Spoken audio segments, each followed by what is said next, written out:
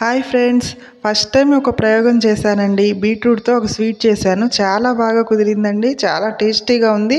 కరెక్ట్గా నేను ఎలా చెప్తానో అలాగే చేసి పిల్లలకి పెట్టండి. వాళ్ళు బీట్రూట్ పీసెస్గా చేస్తే చాలామంది పిల్లలు ఇష్టపడరండి, తినరు. వాళ్ళకి ఇలా చేసి పెట్టండి, చాలా చాలా బాగుంటుందండి. మీరే వావ్ అంటారు అవి తింటే. చాలా బాగుందండి టేస్టీగా. చూడండి నేను ఎలా చేస్తానో కరెక్ట్గా అలాగే చేసుకోండి. 3 బీట్రూట్స్ తీసుకున్నానండి. ఇవి మీడియం సైజులో ఉన్నవి, పెద్దవి చిన్నవి కాకుండా మీడియం సైజులో ఉన్నవి ఇవి తీసుకొని పీల్ చేసి వాష్ చేసుకున్నానండి. వాష్ చేసిన తర్వాత కొబ్బరి కోరుతారు కదండి, అలా కొబ్బరి కోరినట్టుగా ఈ బీట్రూట్ను కూడా ఈ 3 బీట్రూట్లని మనం ఇలా తయారు చేసుకోవాలి. తర్వాత చిన్న కొబ్బరి ముక్క కూడా తీసుకున్నానండి. ఇంట్లో కొబ్బరి ఉంటే ఆ కొబ్బరి కూడా హెల్త్కి మంచిది కదా అని చెప్పి అది కూడా యాడ్ చేశాను. కానీ దానివల్ల కూడా మంచి టేస్ట్ వచ్చినట్లుగా అనిపించింది. చూడండి, ఇలా కొబ్బరి అండ్ బీట్రూట్ రెండింటిని ఇలా చేసుకోవాలండి. ఇలా గ్రేట్ చేసుకున్న తర్వాత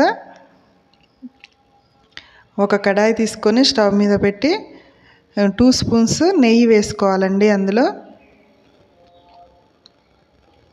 2 స్పూన్స్ నెయ్యి వేసిన తర్వాత, నెయ్యి కొంచెం మీకు మంచిది పిల్లలకి హెల్తీ కాబట్టి కొంచెం ఎక్కువైనా వేసుకోవచ్చండి.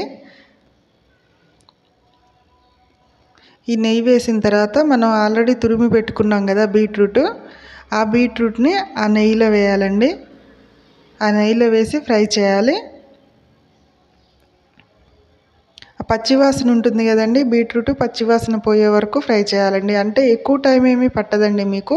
ఒక 5 మినిట్స్లో ఇది కంప్లీట్ అయిపోతుంది. 5 మినిట్స్లో ఇది చక్కగా ఫ్రై అయిపోతుంది నెయ్యిలో. ఈ పచ్చివాసన పోయే వరకు వేరే ఏది వేయొద్దండి, ఓన్లీ బీట్రూట్ తురుము మాత్రమే వేసుకోవాలి.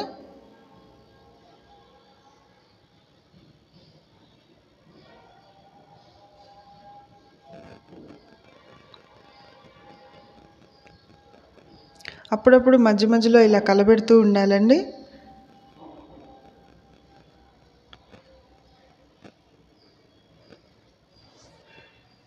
బీట్రూట్ హెల్త్కి చాలా మంచిదండి.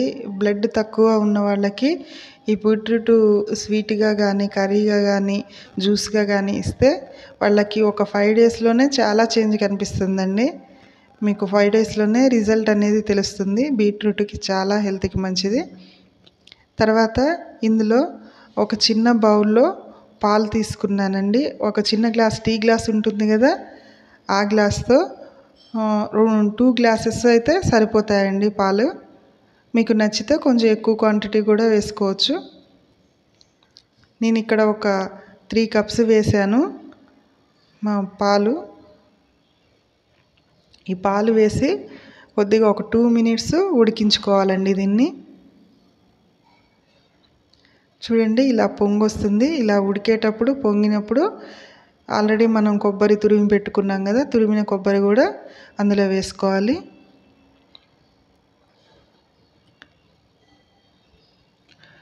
కొబ్బరి అనేది మన స్కిన్కి, మన హెయిర్కి చాలా గ్రోతింగ్ అనేది, హెయిర్ గ్రోతింగ్కి, స్కిన్ హెల్తీగా ఉండడానికి చాలా హెల్ప్ చేస్తుందండి. కొబ్బరి వేసిన ఒక 2 మినిట్స్ తర్వాత ఇలాచీ వేయాలండి. ఇలాచీ పౌడర్ ఉన్నా వేసుకోవచ్చు. నా దగ్గర ప్రజెంట్ పౌడర్ లేకపోవడం వల్ల ఒక ఇలాచీ వేసాను. ఇలాచీ ఎక్కువగా వేయొద్దండి. యాలకులు ఎక్కువగా వేస్తే ఆ స్మెల్ మొత్తం అదే వస్తుంది. ఈ స్వీట్లో యాలకులు ఎక్కువగా వేయొద్దు.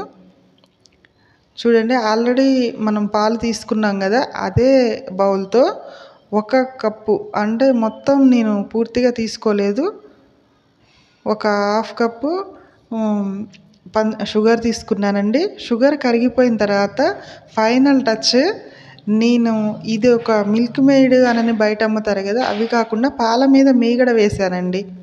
పాల మీద మీగడ వేయటం వల్ల చాలా టేస్ట్ చాలా బాగుందండి. ఒకసారి మీరు ఇలా దించేటప్పుడు మన అన్ని కర్రీస్లో కొత్తిమీర అలా వేస్తాం కదా, అలాగే లాస్ట్లో దించేటప్పుడు ఈ బీట్రూట్లో కానీ క్యారెట్లో స్వీట్ కానీ ఏదైనా సరే వీటిలలో లాస్ట్లో పాల మీద మీగడ వేస్తే చాలా టేస్ట్గా ఉంటుందండి. ఒక్కసారి వేసి చూసుకోండి. మీ దగ్గర ఉంటే జీడిపప్పు, కిస్మిస్ అవి కూడా యాడ్ చేసుకోవచ్చండి. నేను ప్రజెంట్ అయితే అవేవి యాడ్ చేయలేదు.